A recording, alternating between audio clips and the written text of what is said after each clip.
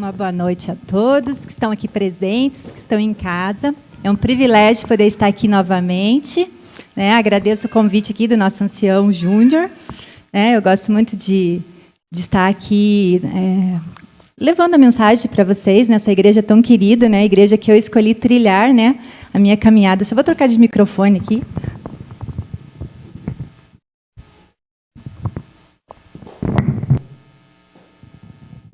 Deixa sem fio, fica mais tranquilinho. Quero agradecer a todos que estão assistindo.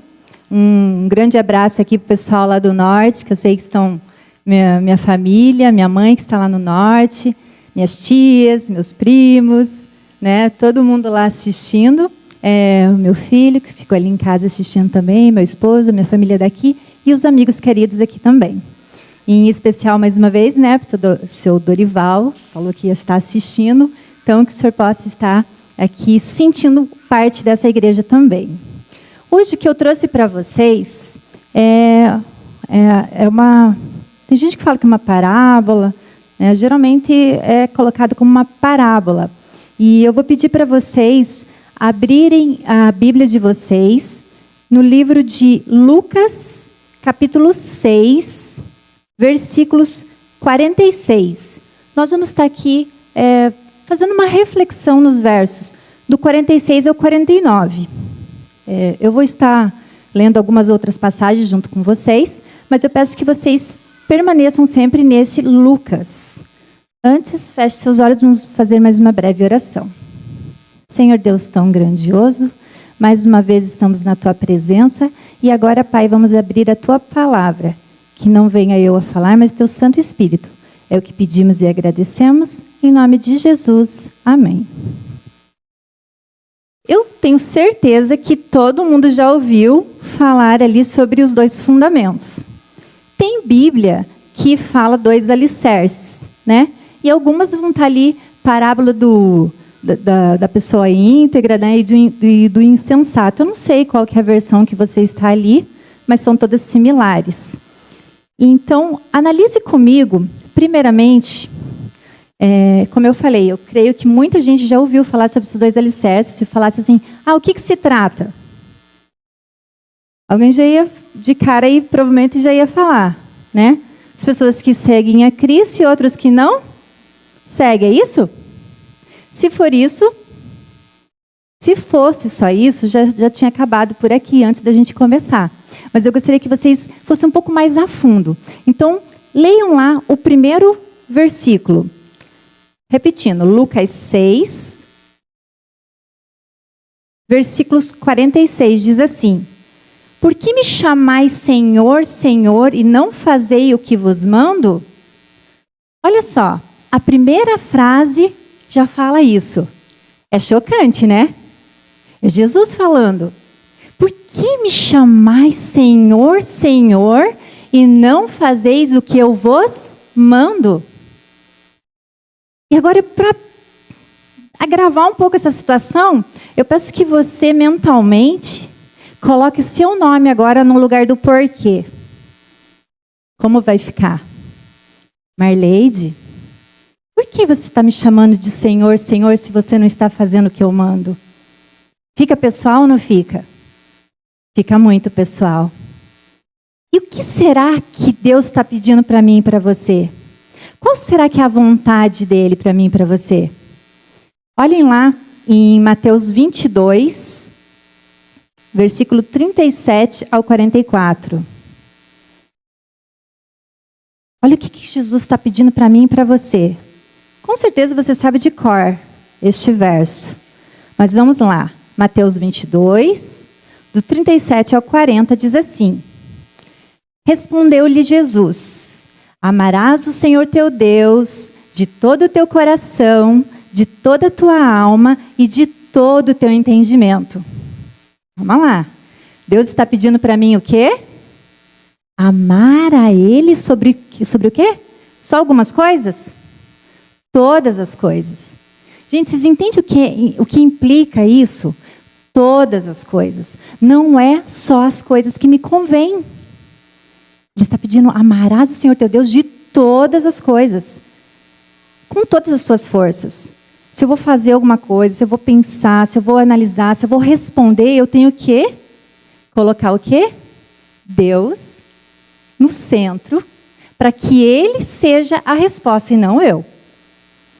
E seguindo, ele fala assim, continuando, né?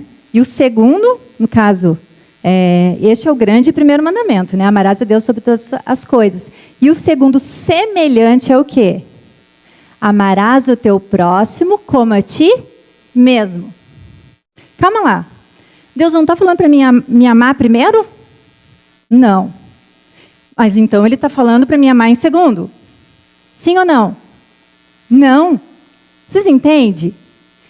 Amar a Deus sobre todas as coisas e depois amar o próximo.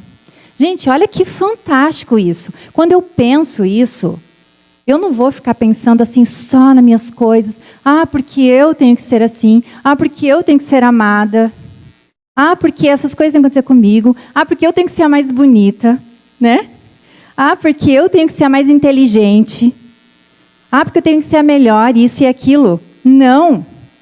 Amar a Deus e ao próximo. Eu tenho que pensar no próximo.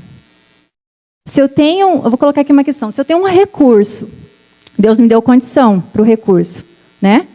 E eu estou ali meio tranquilinha, folgadinha, de acordo com esse mandamento. Eu vou comprar um outro sapato, mas eu sou uma centopeia na minha casa. Ou eu vou pensar no meu próximo, que às vezes está sem uma água ou uma luz em casa. Missão Caleb. Não é só um momento, não é só nas férias, é todo o tempo. Deus pede para a gente usar os nossos recursos conosco, mas também e em especial com o próximo. Então, por isso que Jesus falou assim, eu vou colocar Marleide, mas vocês colocam o nome de vocês. Débora, por que você está chamando o Senhor, Senhor, você não está fazendo o que eu mando? Ana, Marleide, né? Karen, e por aí vai. Gente, a gente tem que estar refletindo nessa parte. E outra coisa que Deus fala para nós, outra coisa que Ele quer da gente só nesse verso, no 1º de Lucas, que a gente está analisando aqui, o versículo 46. Ele está nos pedindo, lá em João 14, 15, diz o quê? Outra coisa que Ele está falando para a gente fazer. João 14, 15 diz assim, se me amais, guardareis os meus mandamentos. Olha só. Então Jesus está falando para amar a Deus sobre todas as coisas, ao próximo como a mim mesmo e guardar os seus mandamentos. E os mandamentos, fica de lição para casa, Êxodo 20, do 1 ao 17, vocês vão estar olhando ali na íntegra, né?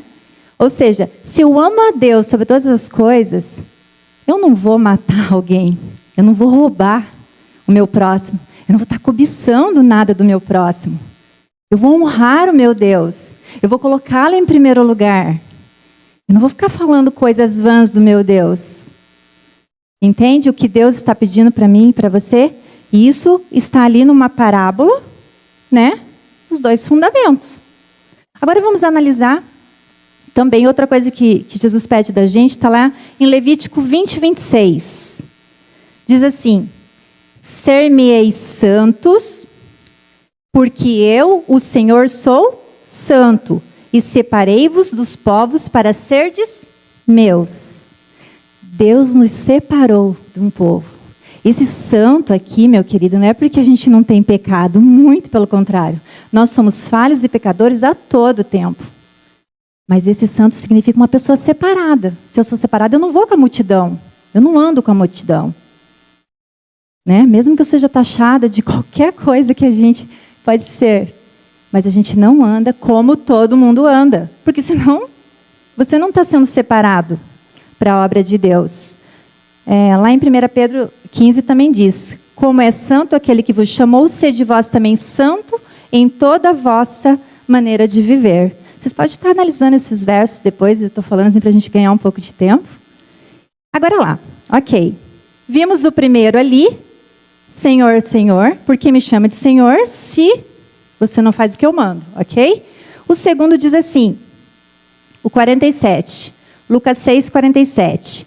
Todo aquele que vem a mim e ouve as minhas palavras e as pratica, eu vos mostrarei a quem é semelhante. Todo aquele que vai a um filósofo? Todo aquele que vai a um livro de autoajuda? Todo aquele que vai a alguma pessoa eloquente, um mais sabichão? Não. O segundo está falando, todo aquele que vem a mim. Vem a mim e faz o quê? Ouve as minhas palavras e as pratica. Olha só. Aquele que vem a mim, ouve as minhas palavras e as pratica. E qual é a palavra de Deus? Qual é a palavra de Deus? Olhem lá em João 17:17, o que diz? Santifica-os na verdade, a tua palavra é a verdade. O que é a verdade, então? A palavra de Deus é a verdade. Olha só, que maravilha. 2 Timóteo 3:16-17 fala o quê? Que a gente deve... A tua palavra é verdade. Mas então eu busco só o Velho Testamento? Ou só o Novo Testamento? 2 Timóteo 3:16-17 diz o quê? Toda a Escritura é inspirada por Deus. E para que ela serve? Ela é útil para o ensino, para a repreensão, para a correção, para a educação na justiça, a fim de que o homem de Deus seja perfeito e perfeitamente habilitado para toda boa obra. Gente, fantástico! Eu preciso ir em qualquer outro livro. A Bíblia é bem clara. Toda a Escritura é inspirada e ela tem essa utilidade. Tudo que você quiser saber. Como que eu vou ser uma pessoa diferente do mundo? Eu vou me basear na palavra de Deus, no que assim diz o Senhor. Como que eu vou saber lá o que eu devo fazer, o que eu não devo fazer, como que eu devo agir, como que eu não devo agir? Eu vou até a palavra de Deus. Porque se eu inventar de deixar Deus de lado e ir para a minha vã filosofia ou um outro pensador, eu vou ir para a maioria, que no caso nem sempre está com a razão. Muito pelo contrário. Então a gente analisou aqui também que Deus está pedindo da gente aqui qual que é a palavra de Deus, né? Ouve, vai até Jesus primeiramente, eu vou até Jesus. Eu peço perdão pelas minhas falhas, pelos meus pecados. Falo, Senhor, como eu sou falho, hoje eu errei. Eu tenho o costume de falar, se você está vivo, então, graças a Deus, né? Hoje é o dia de você pedir perdão e hoje é o dia de você receber o perdão, né? Então, olha só, vai a Jesus, ouve Jesus e pratica, porque se você não praticar, você vai morrer espiritualmente. Que é a sequência dos versos. E diz assim, né? No finalzinho ele fala assim, e eu vos mostrarei a quem é semelhante. Eu já contei para vocês essa história, eu vou contar novamente. Família adventista, família católica, protestante, evangélico, tudo misturado. Tudo junto e misturado. O que acontece? A gente cresce, né? Tem ali a sementinha desde a barriga da minha mãe, estou lá na igreja adventista, tal, com o tempo ela saiu. E claro, se os pais saem, uma dica para vocês, não é os filhos que abandonam a igreja muitas vezes, meus queridos. É os pais que não os trazem. A responsabilidade vai ser de quem? Dos pais. Né? Pelo menos dos de menor, né? Então, olha só. O que acontecia? Eu pensei, puxa vida, e agora? Quem fala a verdade? Por que a gente faz essa pergunta? Muitas vezes a gente questiona. Porque a gente quer que a verdade que está na Bíblia, ela se encaixe com qual verdade? A nossa, com a minha. Ela tem que se bater com a minha, porque a minha consciência está falando uma coisa, certo? Mas eu estou ouvindo coisas. Aí, nesse questionamento, lá com meus 17, 18 anos, eu falei, sabe uma coisa, eu vou ler a Bíblia. Porque, assim, a gente vai na escolinha ali, né? A gente sempre tem ali, né? Aquela sementinha maravilhosa que eu tenho até hoje. Mas eu fui ler a Bíblia. Só que eu falei, eu fui ler a Bíblia. Eu estudei a Bíblia? Não, eu fui ler. Eu li a Bíblia em 2 meses, já falei para vocês. Para alguns aqui, talvez seja a primeira vez. Eu li a Bíblia em 2 meses, a Bíblia inteira. Sabe por quê? Porque eu queria saber se tinha alguma coisa ali relacionado ali ao 4º mandamento da Bíblia. Falei, não, eu quero ver. Gente, aí pá, na cara da Marleide. Não tinha nada falando do domingo ali. Eu falei, mas, poxa, então não é que é mesmo? E eu comecei a sentir gosto pela palavra de Deus. Depois, em 6 meses, eu li a Bíblia novamente. Toda ela em 6 meses, depois vai passando o tempo. E nunca mais eu deixei de ler a Bíblia. Hoje faço ano bíblico, né? A gente também, não, porque a gente tem outros livros. Agora li Espírito de Profecia. Eles são da escola sabatina. Mas, gente, é fantástico. Então, se você quer seguir os princípios de Deus, indo ali, no caso, para o capítulo agora 48, ó, que diz assim, ó, Jesus está falando assim, ó, eu lhes mostrarei a quem você é semelhante. Semelhante a um homem que, edificando uma casa, cavou, abriu profunda vala e lançou o alicerce sobre a rocha. E vindo a enchente, arrojou-se o rio contra aquela casa e não o pôde abalar por ter sido bem construída. Olha aqui, gente, o homem prudente, a pessoa prudente, o que ela faz? Ela constrói a sua vida, o seu ser, o seu pensamento, suas atitudes na rocha. Na rocha. Quem é a rocha? Quem é a rocha? A gente sempre fala, né? A gente sabe de cor já. Mas olhem lá. Deixa eu ver aqui. Deuteronômio 32:4. Deuteronômio 32:4 diz assim: Ele é a rocha cuja obra é perfeita, porque todos os seus caminhos justos são. Deus é a verdade e não há nele injustiça. Justo e reto ele é. Deus é a rocha. Quando você se firma na rocha. Aqui, eu vou colocar aqui junto, já vou ler o 49, né, o último aqui, para a gente já fazer um encerramento aqui. Ó. Mas o que ouve e não pratica é semelhante a um homem que edificou uma casa sobre a terra, sem alicerce. E arrojando-se o rio contra ela, logo desabou. E aconteceu que foi grande a ruína daquela casa. Vamos fazer um paralelo aqui então. Aquele que edifica a sua vida na rocha. Para ele edificar a vida na rocha, eu não sei se vocês perceberam, que às vezes no geral, você vê esse aqui, os dois fundamentos, você imagina o ímpio e o justo. Sim ou não? Talvez por alto alguns pensam assim. Mas analisando hoje, como nós estamos analisando, é isso que está falando aqui? Sim ou não, pastor Lucas? Está falando do justo e do ímpio? Eu vou fazer igual ao seu pastor Lucas. Sim e não. Sim e não. Gente, aqui ele está falando do grupo, olha só. Presta atenção. Aquele que vem a mim e ouve a minha palavra e pratica. O segundo está falando o quê?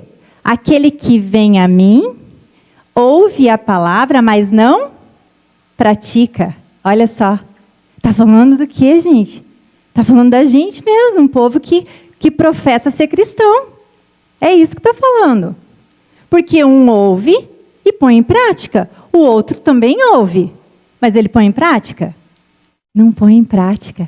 E se ele não põe em prática, aqui está falando assim, no prudente, arrojou-se vindo a enchente, arrojou-se contra aquela casa. E ele não pôde derrubar aquela casa, não pôde derrubar aquela pessoa que estava firmada na rocha. Mas ela teve dificuldade, sim ou não? Sim. O vento, gente, soprou para os dois lados. A diferença aqui é o quê? Aquele que está firmado ou não. Ou seja, se você não acordar, se você acordar pela manhã e sair correndo, e ir para o teu serviço, e você nem chegar a elevar uma prece, se você não fizer um estudo diário ali, eu vou colocar aqui puxando sardinha para o meu lado, uma escola sabatina ali que te leva na Bíblia. Não é verdade? Ah, mas eu não tenho tempo.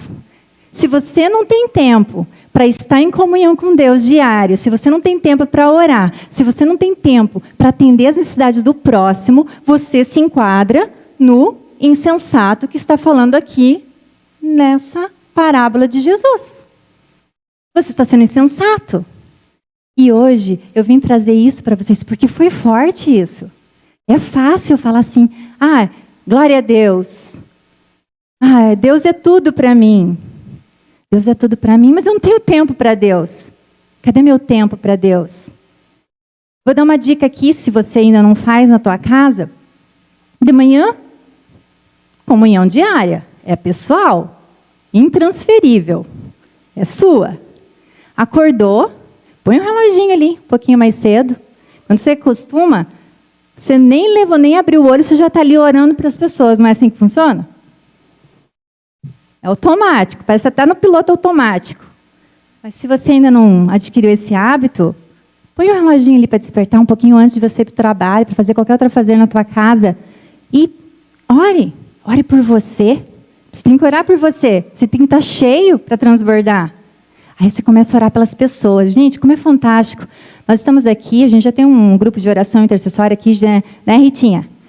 Há um bom tempinho aqui, que uma benção aquele grupo de oração intercessória.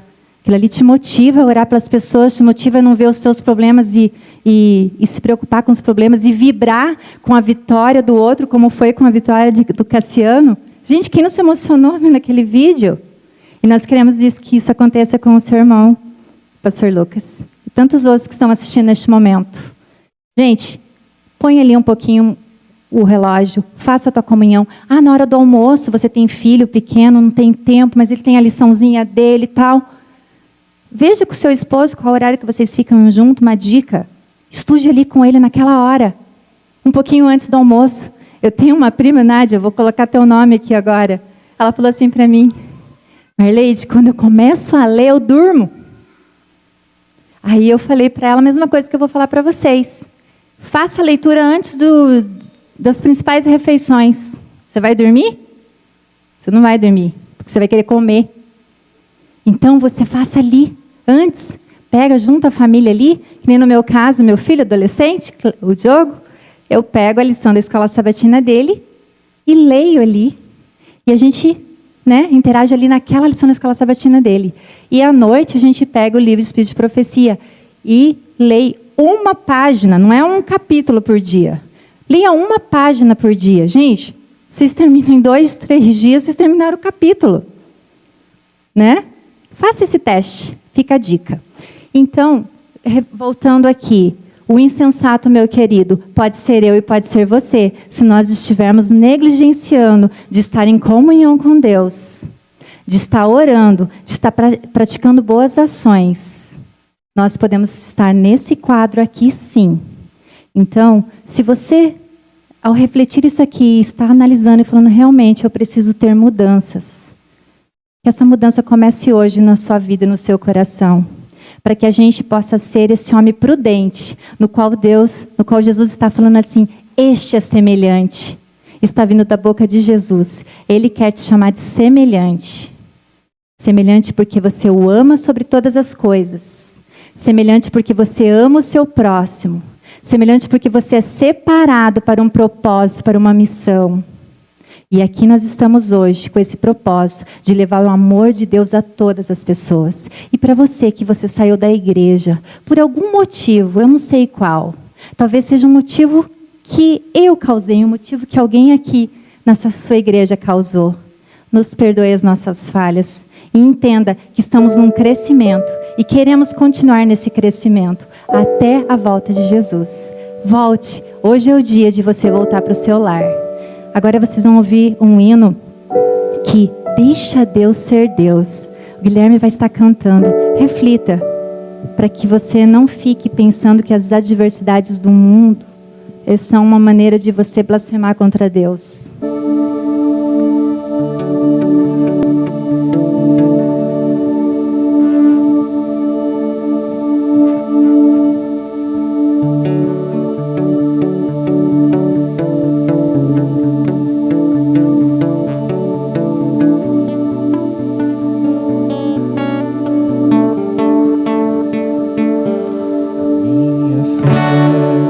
Está firmada nas coisas que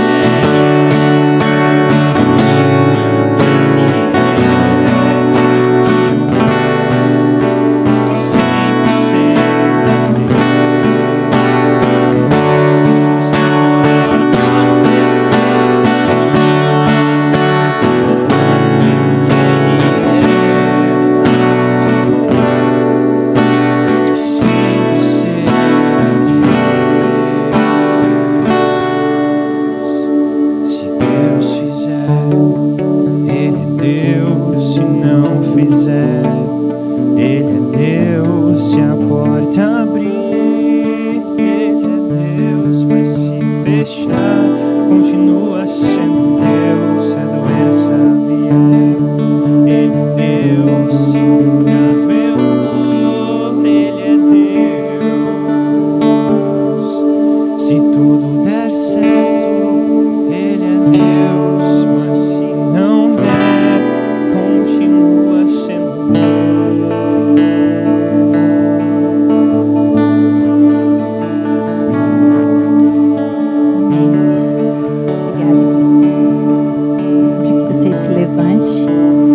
Orar. Senhor Deus tão grandioso, o Senhor é Deus a todo tempo, Pai, e o Senhor quer ser o nosso Deus. Nos ajude, Pai, a entendermos isso e a nos rendermos aos Teus pés. Perdoe mais uma vez, nós clamamos pelos nossos pecados, Pai. Conduza-nos, Pai, a fazermos o que é certo, vindo do Teu trono de graça, essa certeza, Pai, que o Senhor quer o melhor para nós. Guarde a cada um aqui presente, os que estão assistindo, aquele pedido tão sincero que está no coração, Pai. Aquele pedido por cura, por restauração, por questões financeiras, emocionais. Tu sabes, Pai, o que essa pessoa está passando, uma questão física. Que o Senhor possa ser com eles, Pai. Que o Senhor possa dar a eles o alento que só vem de Ti, a paz que só o Senhor pode dar. Guarde-nos, Pai, no restante dessa semana, mais uma vez, nos protegendo, nos cuidando, nos curando, nos transformando e principalmente nos incomodando a tal ponto que a gente não venha resistir e queira Te servir. Fica com cada um de nós, é o que pedimos e agradecemos em nome de Jesus. Amém. Uma boa noite a todos.